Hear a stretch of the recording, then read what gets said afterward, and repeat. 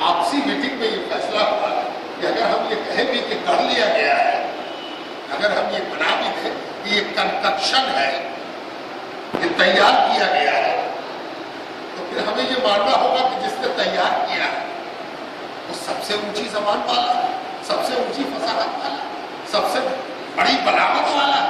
اسی لیے پرائیویٹ حلقوں میں جب بات کی تو بعض بڑی ایمانداری کے ساتھ رسول کو ایمان تو نہ لائے لیکن یہ کہنے پر مجبور ہو گئے کہ ما ھذا قول البشر، یہ کسی بشر کا کلام نہیں ہے، انسان کا کلام ہو ہی نہیں سکتا۔ اس لیے کہ انسان جب کبھی بولتا ہے اور بڑا فصیح و بلیغ بھی ہو تو کبھی نہ کبھی اس کی زبان چوک جاتی ہے، کبھی نہ کبھی زبان پھسل جاتی ہے۔ بولنا تھا تذکیر، بول گیا تانیث، منہ سے نکلنا تھا کچھ، نکل گیا کچھ، گھنٹوں کی تقریر ہوئی اور بڑا فصیح و بلیغ مقرر تھا، لیکن جانچنے والے نے جانچ لیا کہ دو جگہ بیچارہ چوک گیا۔ لکھنے والے نے بہت اچھا لکھا، لیکن دیکھنے والوں نے جب دیکھا تو کہا کہ اس سے بہتر بھی لکھا جا سکتا ہے۔ لیکن یہ کلام جو نبی کی زبان سے سنا جا رہا ہے، اس میں کوئی سقم نہیں، کوئی کمی نہیں، کوئی کمزوری نہیں، کوئی رکاوٹ نہیں، کوئی عذر نہیں، کوئی عیب نہیں، کوئی نقص نہیں۔ یہ عجیب و غریب کلام۔ تب کیا کیا؟ تب اس میں دو طرح کے لوگ، کچھ تھوڑا سنجیدہ تھے، وہ ایمان لانے کے لیے ان کے حالات سازگار نہیں تھے، وہ چپ ہو گئے، کچھ بولتے ہی نہیں، یہ اللہ کا کلام ہے، یہ بشر کا کلام ہے، چپ دیدم دم کا کشیدہ ہے نا۔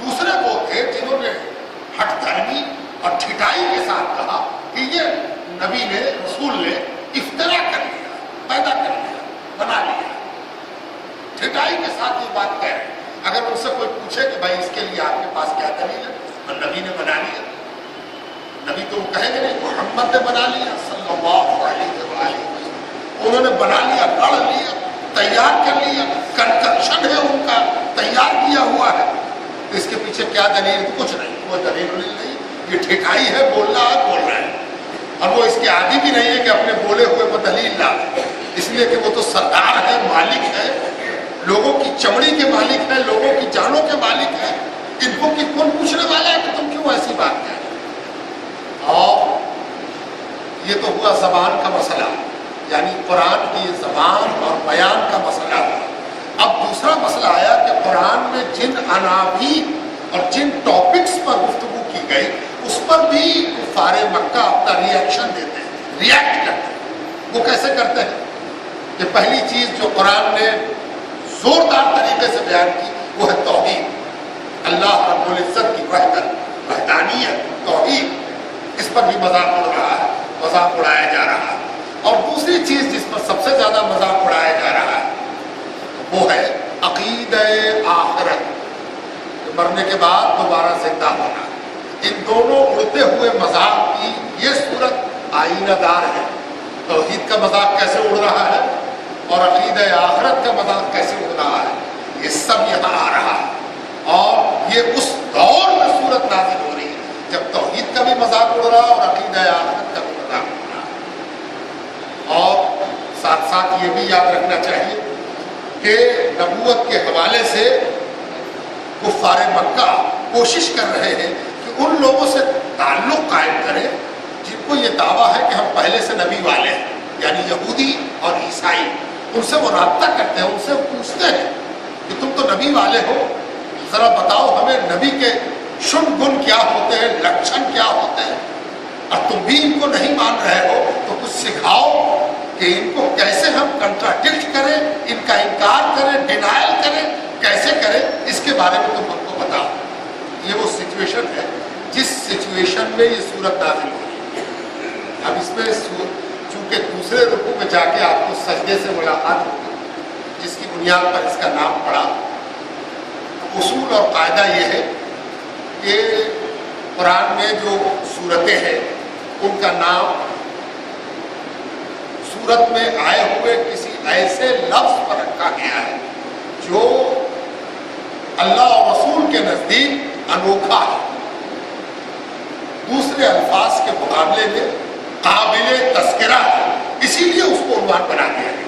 مثلا सबसे बड़ी सूरत कुरान में सूरह बकरा, हजारों अल्फाज है उसको, कोई लफ्ज उसका उन्वान न बना, बकर बना। ये क्यों बना?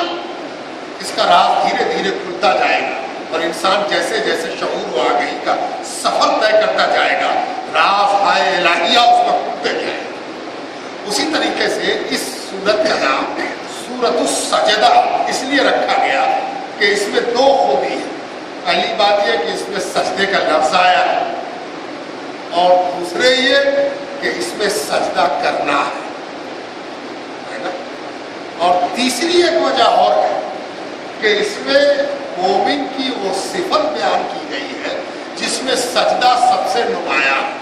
तीन वजह है, इसमें लफ्ज सजदा आया, इसमें सजदा करना है, और तीसरे ये कि मोमिन की शान सजदा, मोमिन की कैफियत सजदा और मोमिन के दिल में सजदे के लिए छुपा हुआ वो दर्द, वो तड़प, मोमिन को मौका मिले नहीं कि पेशानी जमीन पर डाल दी। तो कहा परवरदिगारा तू सबसे बड़ा रब है, तू सबसे बड़ा मालिक है, तू सबसे बड़ा आका है। ये धरना पेशानी का और पेशानी के धरने को बेचैन रहना, ये मोमिन की वो बुनियादी सिफत है जो मजमे में मोमिन को अलग कर देती है ना। वो सिफत यहाँ बयान की गई और इस हवाले से बयान की गई कि क़यामत के रोज, हश्र के रोज जिसको तुम नहीं मानते हो, जानते हो उस रोज क्या होगा? जब नबी की बताई हुई एक एक बात सच हो जाएगी, जो नबी कहते हैं सब सच होने लगेगा। तुम देखोगे ये भी सच हो गया, ये भी सच हो गया, ये भी सच हो गया, तो तुम कहोगे बड़ी गड़बड़ हो, हमसे भूल हो, हम चूक गए।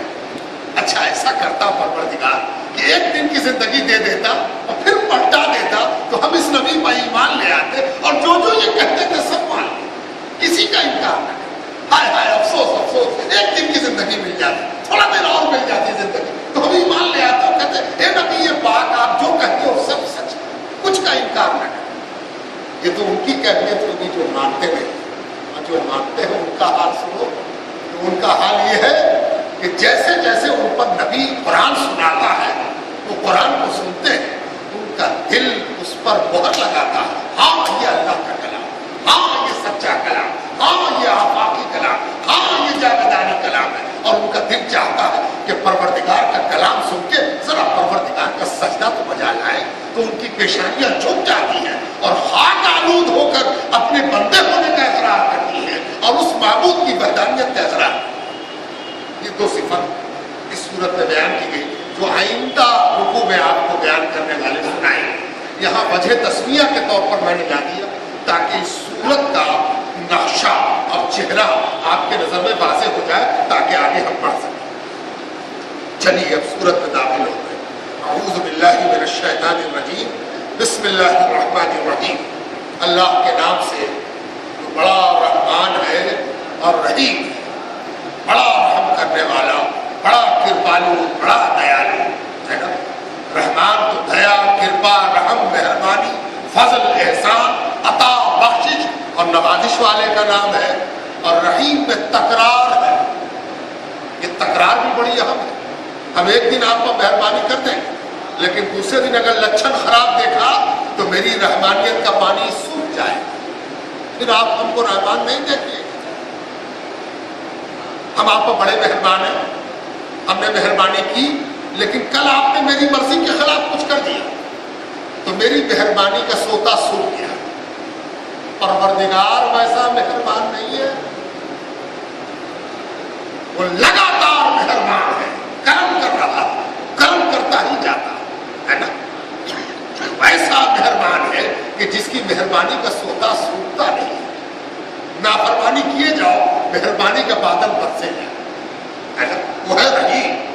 और अलिफ लाम मीम, जरा गौर से सुनिएगा, ये वो अलिफ लाम मीम नहीं है जिसको हम और आप जानते हैं।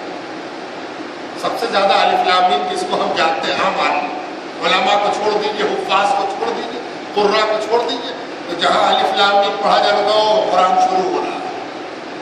सूरह बकरा याद रहे कि मुसलमानों को सबसे पहले जिस अलिफ लाम मीम से वास्ता पड़ा सूरह सजदा वाला अलिफ लाम मीम। सूरह बकरा से तो मदीने में मुलाकात हुई, इसको पहले याद करना चाहिए, समझना चाहिए। ये जो अलिफ लाम मीम है, ये उस अलिफ लाम मीम से पुराना है जिसको हम और आप कुरान के शुरू में देखते हैं, इसलिए कि वो मदीने में नाजिल हुआ और ये मक्के में नाजिल हुआ। ये पहला अलिफ लाम मीम है।